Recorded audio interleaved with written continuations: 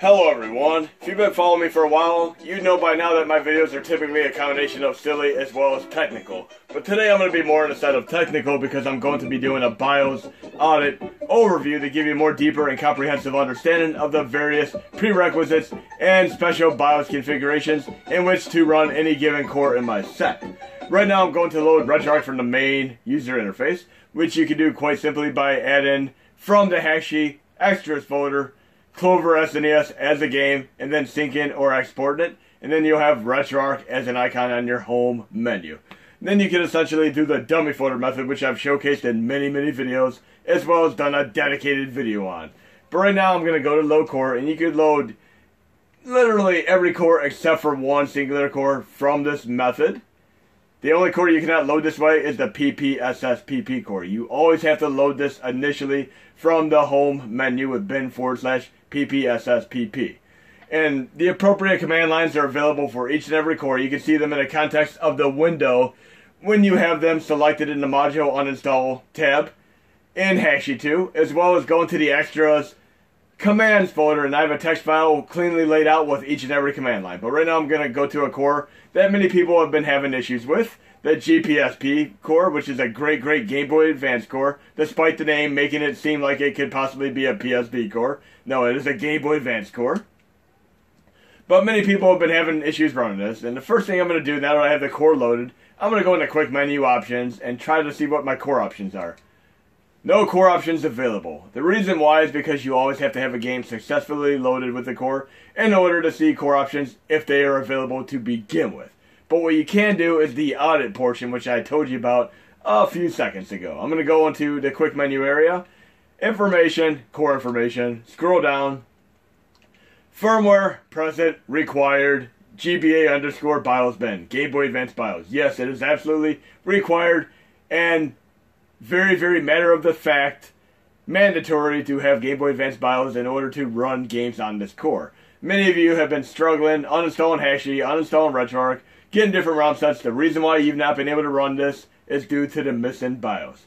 I've been running with the BIOS on the other Game Boy Advance core for the last 2 years, so I didn't initially notice the problem until a few other people came to me and said, hey, how come games are not working for me on the gpSP core? This is why. But I'm going to load an example of a game that runs better on this core than on MGBA. And 85% of games run absolutely fine on MGBA. But I'm going to go to the dummy folder method right now. Load content, start directory, dummy. Game Boy Advance. And games such as the Pokemon games and Final Fantasies and such, roughly 15% of games run better on gpSP. So I'm going to load Final Fantasy IV here. gpSP. And typically, if you try running this specific game on MGBA, you have stuttery audio and or choppy video and graphics and such. But let's see what happens when I load it on gpSP. There we go. Square Enix, Soul Blazer, Rad Racer. I love the combination of companies there. Great, nice and smooth. Everything's running absolutely fine there. No problems whatsoever. Great stuff there. If you have the current RetroArch Extreme or Neo installed, one or the other, you could actually use suspend states with gpSP as well, which is incredibly awesome. But I love that when Square and Enix got together, they were both incredible companies separately, but when they combine, they are just unstoppable as a company. But I'm going to load a core right now. I'm going to go to the MGBA core. And there are primarily two Game Boy Advance cores that I would recommend running. MGBA for a majority of games run fine, and gpSP for the problematic games, such as Final Fantasy and Pokemon. Low content, start directory, dummy. GBA, Final Fantasy IV, MGBA. And you're going to see a big difference here. Even though I am running with BIOS right here, and I'm going to go into the options here, which I have since I have a game selected. Use BIOS if found. Yes, I do have the BIOS there, but they're not going to help due to the limited CPU and GPU and unoptimized mini to begin with. OpenGL can only go so far on the mini. So we're going to see the stuttery audio and choppy video and graphics here. Watch it.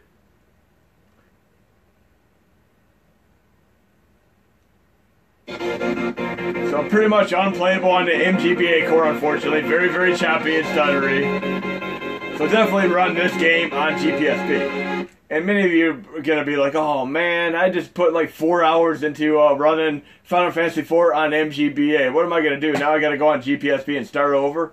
Guess what? You don't.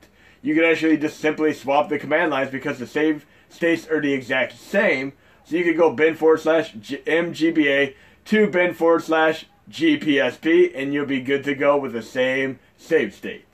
So yes, that is incredibly awesome. I'm going to go load another core that people have issues with. Let's try Sega CD here. And we're going to load one of the best games on Sega CD, Racing Aces. Just kidding there. For every great game that is invariably awesome, such as Terminator and Night Trap, you have one incredibly crappy game, such as Racing Aces, to offset the incredibly awesomeness of the Sega CD system, and it inevitably led to the downfall of the system because there was such an influx of bad games compared to there's maybe like 20% awesome games. Many of the rest are pretty bad. But I love them all nonetheless. Might be more than that, but I mean, you're talking like A-list titles, games that are just impeccable production values like Terminator, Night Trap, and such. Racing Aces, there are more Racing Aces than Night Trap and Terminator. The only thing that this game has going for it is the music. In this game, I played games like Rocketeer on Super Nintendo, games on Atari 7800 that are actually better than this. But the only thing going for this is the incredibly cool jazzy pop Japanese style soundtrack here. Let's check this out. Very interesting here. I don't even need to play the game. I can just let the game run like it's almost a technical demonstration and drum to it.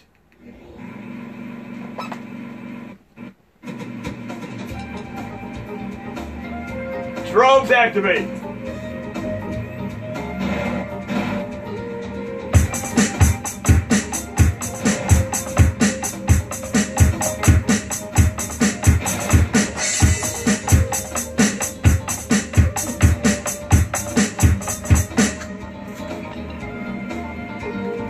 Yeah, the music is not bad, but look how bad this game is. It's just atrocious. I'm trying to think of who was sitting at a board meeting saying, hey, this is what we can do for our next Sega CD game, and we'll really just be the best game out there. Racing Aces, here we go. But we're going to go to information here. Core information. And there are quite a few BIOSes here, but there are only 3 that you primarily need to enjoy your core. You do not need to run any of these other BIOS, really. But you're going to definitely want the Sega CD BIOS, which are Europe, US, and Japan. And you may possibly want to run Game Boy, should I say Game Genie. And if you have that present and such, and properly named and installed, what would happen is if you have it enabled in the core options, which I'm going to show you here. And I've done a SNES Classic video on this last year, actually, showing this in action. You go to Cartridge Lock On, turn it on, and select Game Genie. And what happens once you load a game, it'll boot into the Game Genie. You can type in the code, and then after you push start, after entering the code, you'll be able to have the game load and have the code activated. Pretty cool.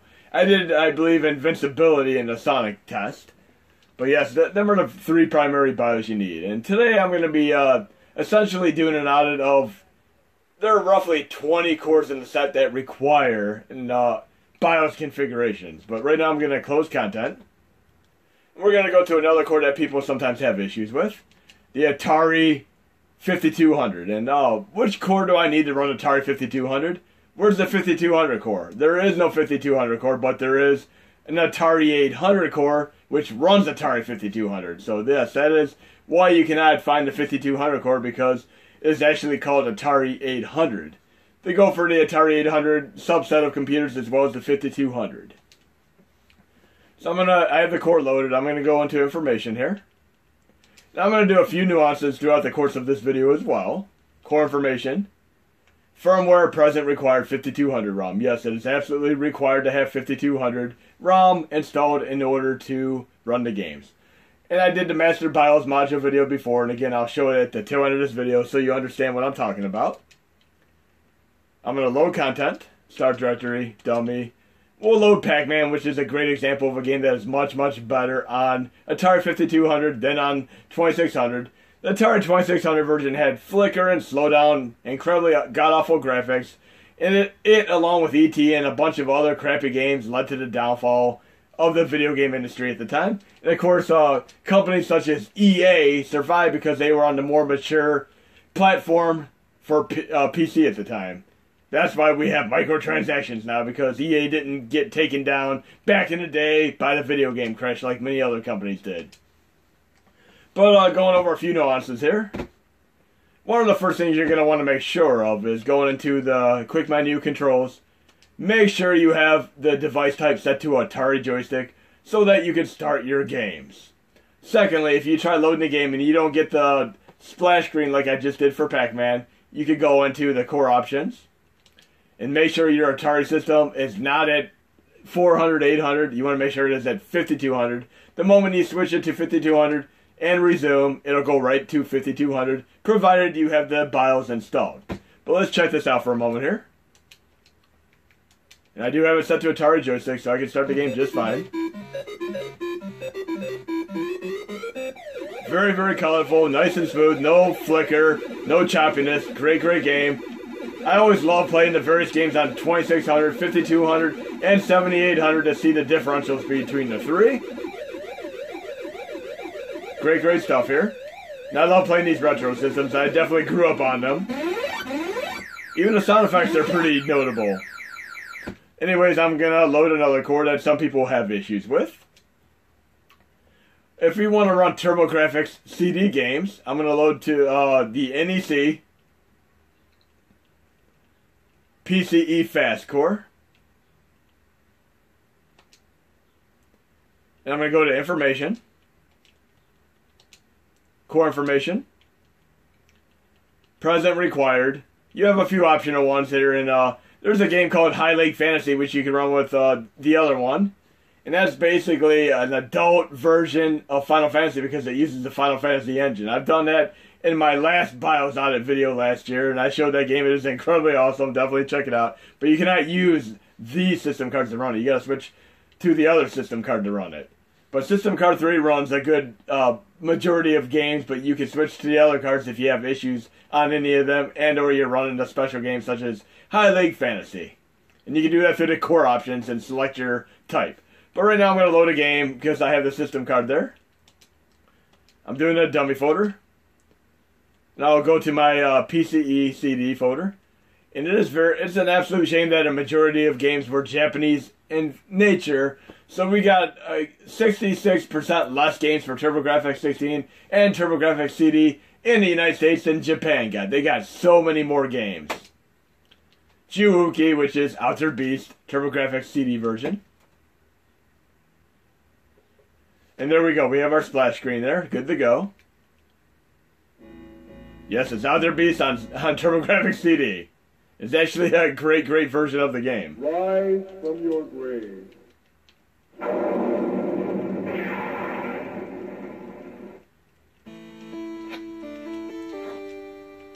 Plays pretty awesome.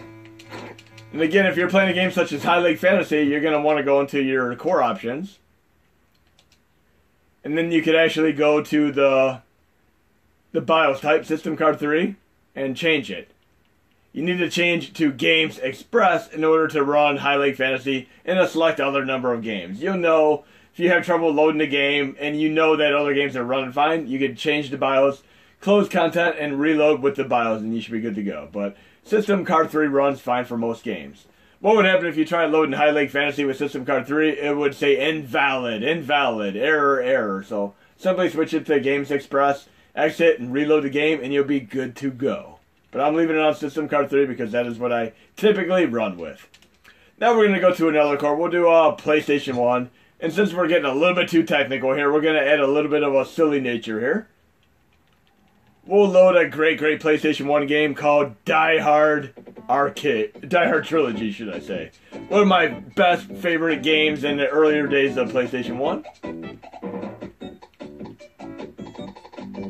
And many parents and lobbyists were complaining about games such as Mortal Kombat being ultra-violent. But guess what? This game slipped right through the cracks. This game is equally violent to games such as Mortal Kombat in its own way. but it didn't really get any notable recognition like Mortal Kombat did, but it definitely has its je ne sais quoi violence element to it. This is a great game because it is actually 3 games in one. There's a different game on the basis of each movie in the first trilogy of movies. So you have Die Hard 1, which is essentially like True Lies on Super Nintendo, a little bit of Zombies Ate My Neighbors. Then you have Die Hard 2, which is an on-rail shooter, and Die Hard with a Vengeance, which is a racing game. And for the record, this game right here is only 42 megabytes because I ripped the audio and video out of it, as well as compressed it to an e-boot. I did this way when I was running it on the SNES Classic pre-USB host, so I have more space to run my other games. But we're going to load Die Hard with a Vengeance right now.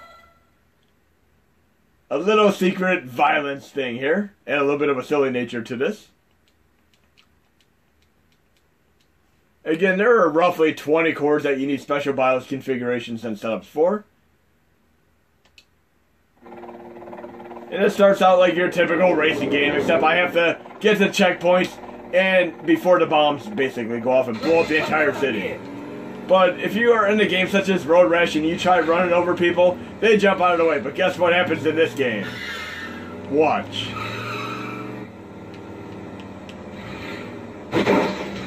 I can actually run over people. Blood splatters on the screen. Let me get a whole onslaught of people here. Right here. Here we go. Blood everywhere. It'd help if I can actually race without crashing. There we go. Let's try this one more time. Look at all that blood on the screen.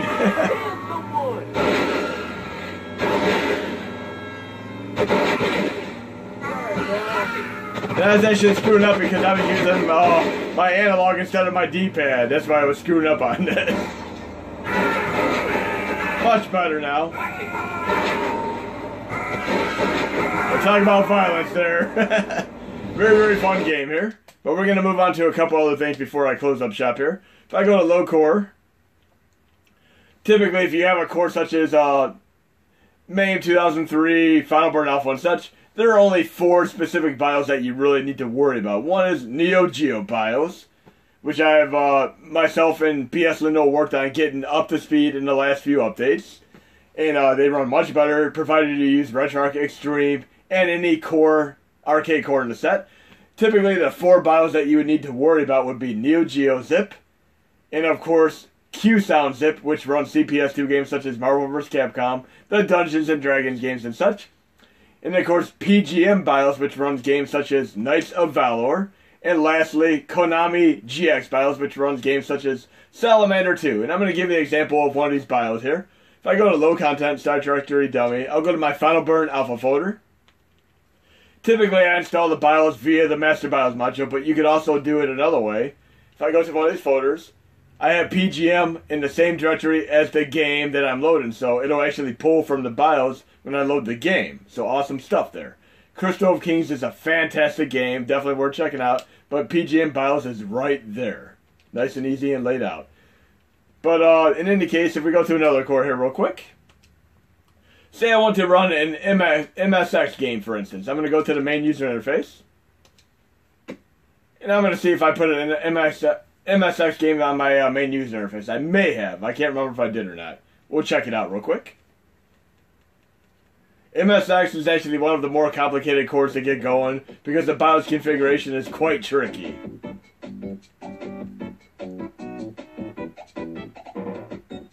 So we're going to see if I have an MSX game here.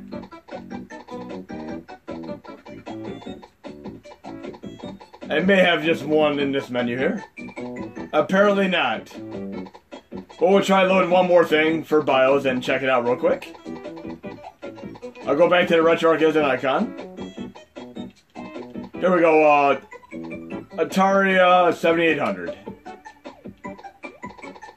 Nice and I pushed the button there, which changed the organization there. I tend to push the select button accidentally sometimes.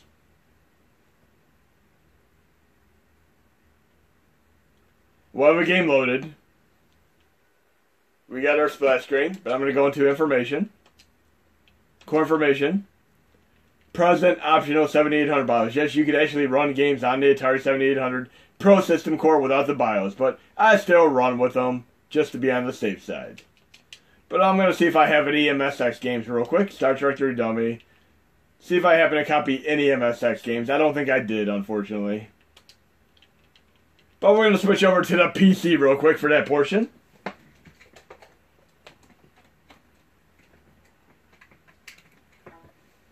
Now we're on PC here, and I'm going to go to Modules, Install.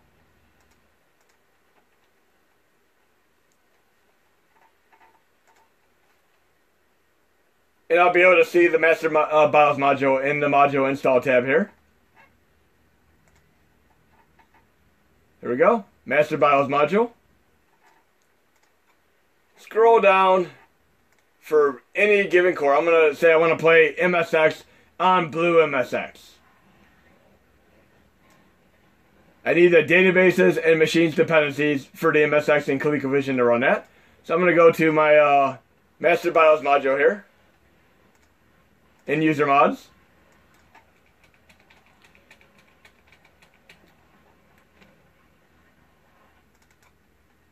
And you go in, basically when you have the BIOS, you're going to go into the etc., libretto, system, and copy the BIOS you need here.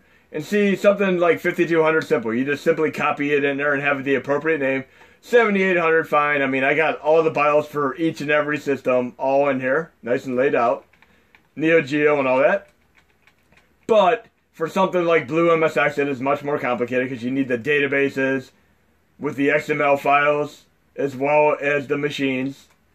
I have all those laid out. These are much more complicated. But we're going to do a quick MSX game here. I'm going to actually copy an MSX game from Hashi here. We'll take Castlevania or we'll do Metal Gear. Metal Gear would be fine. MSX. We'll do Metal Gear Europe, which is actually... no, we'll do Metal Gear Solid Snake right there. And I want to run with Blue MSX, so I'm going to change that command line. Now that I have that there, I'm simply going to right-click, Show Windows Explorer. I'm just going to copy it right to my flash drive, the manual way.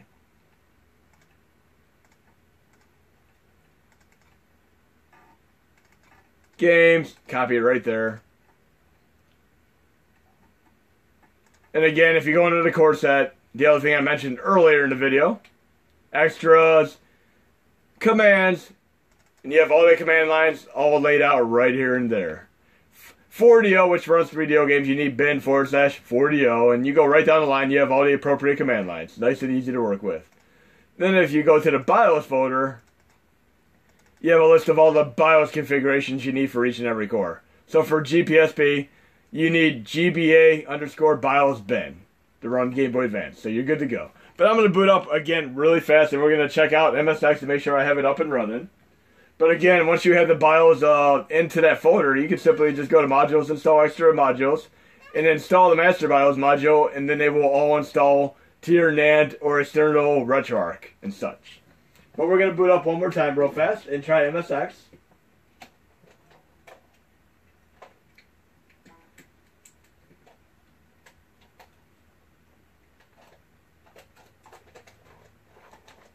Okay, so I'm booting up. We should get our Hashi splash screen. I know many people are trying to disable this, but it does not really concern me. I leave it as is because all I'm really concerned with is playing the friggin' games. But we're going to be booted up and we're going to check out the MSX game and make sure my BIOS configuration is proper and appropriate and such. And if any of you have any trouble whatsoever running any of the more complicated cores, such as Blue MSX or PX68K and such, just send me a message on Reddit or leave a comment on YouTube and I'll help you out accordingly. But I have mainly all of them running. There are only two cores that still need to be get going. One is the Atari ST, the other one is the Scum VM. But we should be booted up in a moment here. Takes roughly 30 to 45 seconds for me to boot from the get-go. I am running a 32 gigabyte SanDisk flash drive on the Kirin octopus-shaped OTG device. And I have slow LED blinking lights on my flash drive to show me that it is booted but then they start blinking fast when it is actually loading the content from the flash drive. Then I know when I get the quick flashing LED lights, then I know I'm officially going to be booted within a few seconds after that. So I'd say within 2 seconds now. 1, 2, ba-ding.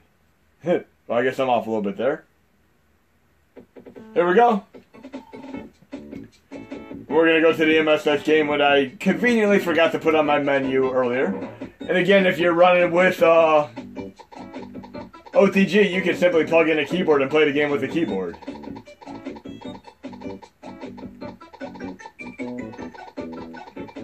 So MSX, let's look for that Metal Gear game. Metal Gear 2, Solid Snake in English. And if we have the BIOS installed appropriately, which I should have, the game will load. And we'll do a little audit of them nonetheless. So it should load into the blue MSX core.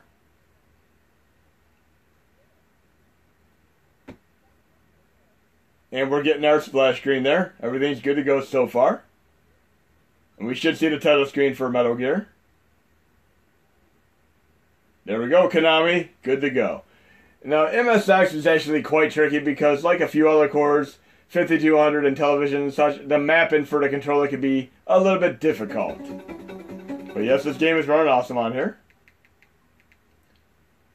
And you can't just put a controller in and push start. It does not work for this game. You have to do something very, very special in order to play this.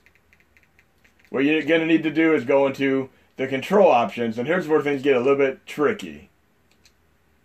It has retro pad with analog. You're going to change that to retro keyboard. If you have it set to retro keyboard, you're going to back out one single time, go back in, and then you can go down here and remap everything from the keyboard to your controller, just like that. Nice and easy. So if I want to have my B button be the backspace, blah, blah, blah, etc. on the keyboard, there you go. That's how you do that.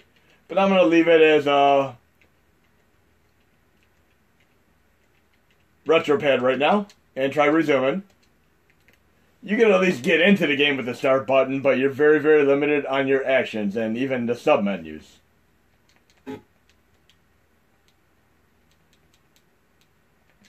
Okay, we're loaded. And we're in game. Awesome stuff here. I remember how excited I was when I first played this game, like roughly 15 years ago on Blue MSX to begin with. Great, great stuff.